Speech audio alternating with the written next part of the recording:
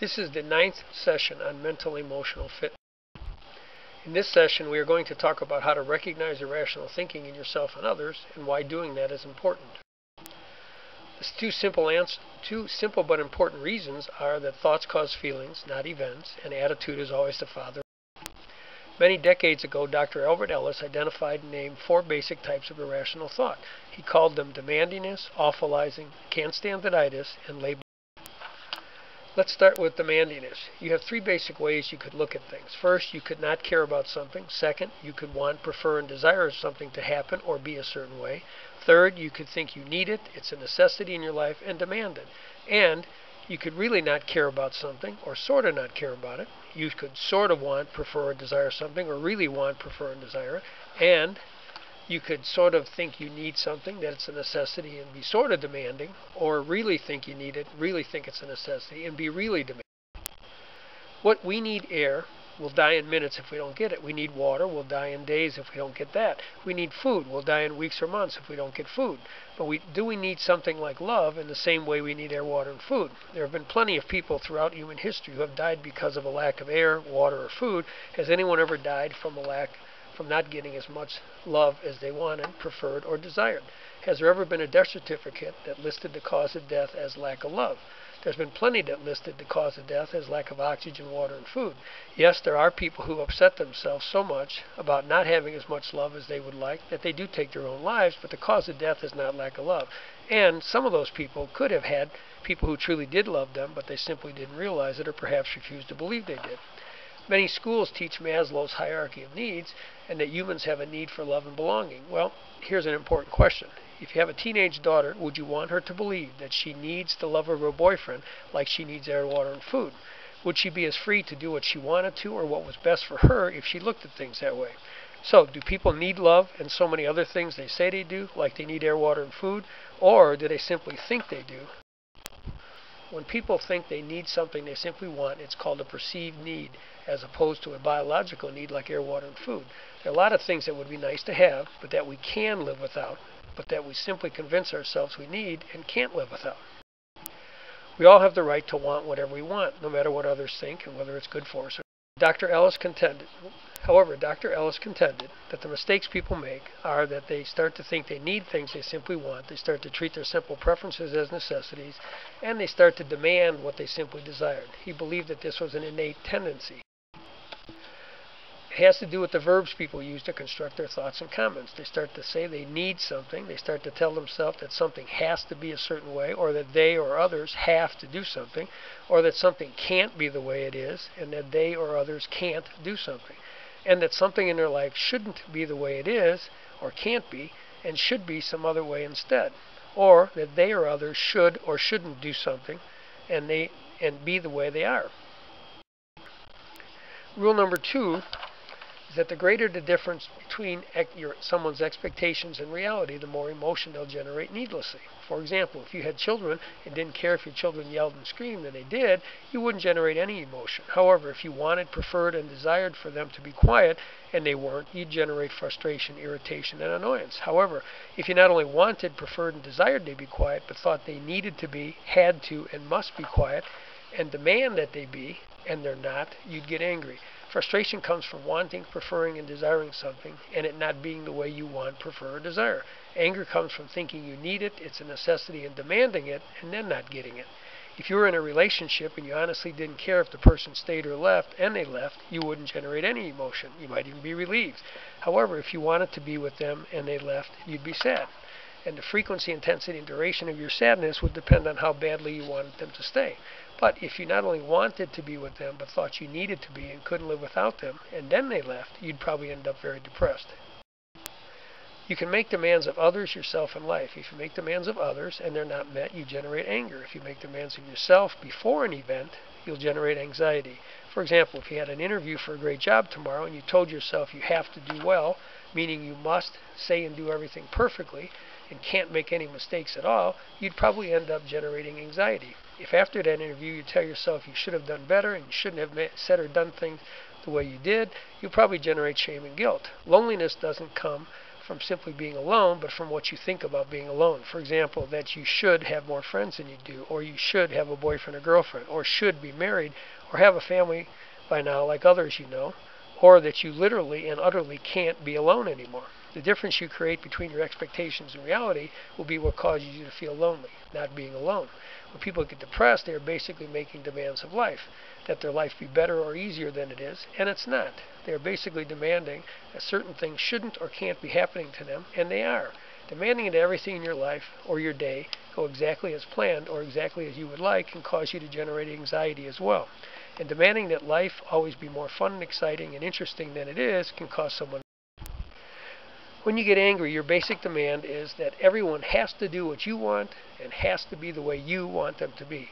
That sounds like a 3 or 4-year-old child. That's why Dr. Ellis called anger a temper tantrum. He called depression a quiet temper tantrum because you're still being demanding. You're saying life has to or must be some way that it's not, or it can't be the way it is. When people generate anger, they are sometimes jokingly said to be shoulding on others because they use the verb should or shouldn't in making their demands. The demands people make of others when they get mad are called hot thoughts. Demands can be expressed in the form of a question. When you ask, "How dare you talk to me like that?" the implied demand is that someone shouldn't, can't, and must not talk to you. When people say they are all stressed out, they often mean they are experiencing a great deal of anxiety. Anxiety is a figment of imagination. It's about things that haven't happened yet. Whatever you're imagining could happen, but it hasn't yet and may never happen. The formula for anxiety is catastrophize plus awfulize. First, you imagine something bad happening, and then you tell yourself it would be awful if that did happen. If you instead said, "So what, who cares? It's not that big a deal," you wouldn't feel anxiety. As for catastrophizing, the more you demand that you be a certain way, or do something a certain way, or that things turn out a certain way, and the more prone you become to catastrophize. When people stress themselves out unnecessarily, they tell themselves they have to be, or their life has to be a certain way. You hear them use the verb have to all the time. And the more they do that, the more likely they are to catastrophize and awfulize. People generate shame, guilt, and loneliness. They are jokingly said to be shoulding on themselves. They are telling themselves they should, have to, and must be some way they aren't, or that they should be doing something else, or should have done something different or better, or shouldn't be doing what they are, or shouldn't have done what they did. It doesn't help to should on others or should on yourself. Rule number 3 is that when people start to think they need something they simply want, or start to treat their simple preferences as necessities, or start to demand what they simply desire, it can make otherwise smart people do stupid things. Suppose someone puts a plastic bag over your head and was trying to suffocate you. What would you be willing to do to get air? That's easy. Anything. So what would happen if you not only wanted someone's love, but started to think you needed it, like air, water, and food? What would you be willing to do to get their love or keep it? The answer is probably the same. Anything. And that's what can make otherwise smart people do stupid things. Rule number 4 is that behavior intended to satisfy a perceived need will win out over behavior intended to satisfy a rational preference. Someone wants to quit smoking. That's a rational preference. However, he tells himself that he needs a cigarette and can't wait a whole day or go a whole day without one. Will he probably end up quitting? A girl wants to wait until she's married to have sex. Given all that can go wrong, in many ways that's a rational preference. However, she not only wants but thinks she needs her boyfriend's love, and he insists they have sex right now. Is she likely to do what she wants or what he wants? You'd like a big screen TV but can't afford it, and you don't want a big credit card bill hanging over your head, or don't want to end up paying a lot of extra money in interest. Both are rational preferences, but you've convinced yourself you need a big screen TV, and stores have made it easy for you to walk out of the store with one. What does the rule suggest you're probably going to do? Now let's talk about awfulizing. There are a lot of things in life that are unpleasant, inconvenient, and uncomfortable to some degree. The mistake people make is to tell themselves it's awful, as in the worst possible thing that could be happening to you. People used to call that making a mountain out of a molehill. The paradox is that the easier and more pleasant life gets, the more likely people are to awful. Imagine a scale of awfulness from 0 to 100. If there's nothing big going wrong in your life or going on in your life at the moment, and someone calls you a name you find really offensive, you could easily put that at the top of the scale. However, if you suddenly got a phone call telling you that someone dear to you just had a heart attack, that would immediately take the top position on the scale, and the name calling would be displaced to the bottom. And if it is, what does that tell you about the real awfulness of the name calling in the first place? People often wrongly claim that using a word like awful is just a figure of speech. The top portion of your brain is connected to the outside world by way of your eyes, ears, nose, etc. The lower part of your brain, the part that controls emotions, is essentially blind, deaf, and dumb to the outside world. It relies on the top portion of your brain to let it know how big a deal something is. And the top portion does that by the words it chooses to describe what it's experiencing. So if that part of your brain says, "This is really awful," the part of your brain that controls emotions takes its word for it and responds accordingly. You're exaggerating the importance of some event and perhaps even outright lying to yourself, but the lower portion of your brain can't know that words do matter. Rule 5 says that you have a right to like or dislike whatever you want. Once again, there are 3 ways you can look at things. You can not care about something, you could not like it, or you could tell yourself you literally can't stand it. The mistake people make is to tell themselves they can't stand things they simply don't like.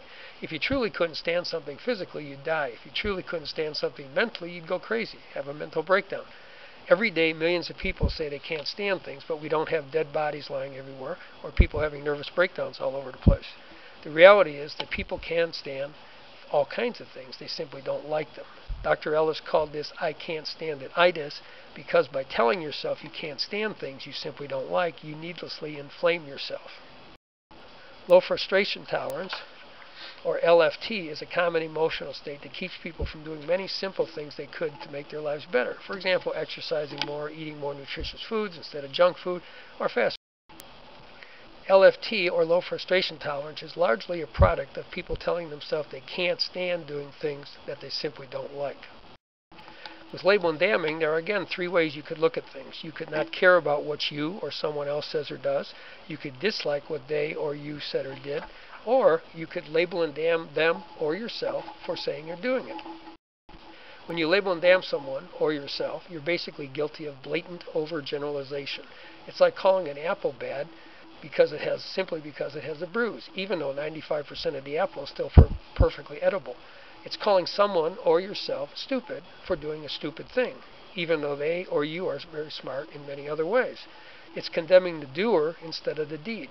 Prejudice of any kind is basically label and damning. It's blatantly overgeneralizing about someone and their character or worth based on some simple and noticeable difference. Label and damning makes it harder for people to tolerate differences, harder to find common ground with others, and thereby harder to resolve conflicts with those you label and damn. Most of all, it causes you to disturb yourself unnecessarily, typically to no good end. That concludes Session 9 on recognizing irrational thinking in yourself and others. Section 10 will teach you how to correct irrational thinking. You can read more about recognizing irrational thinking at www.itsjustan, or read about it in the book called It's Just an Event, It's Your Choice How You Want to Feel. That book is available at Amazon.com, at itsjustanevent.com, or at PublishAmerica.com online bookstore.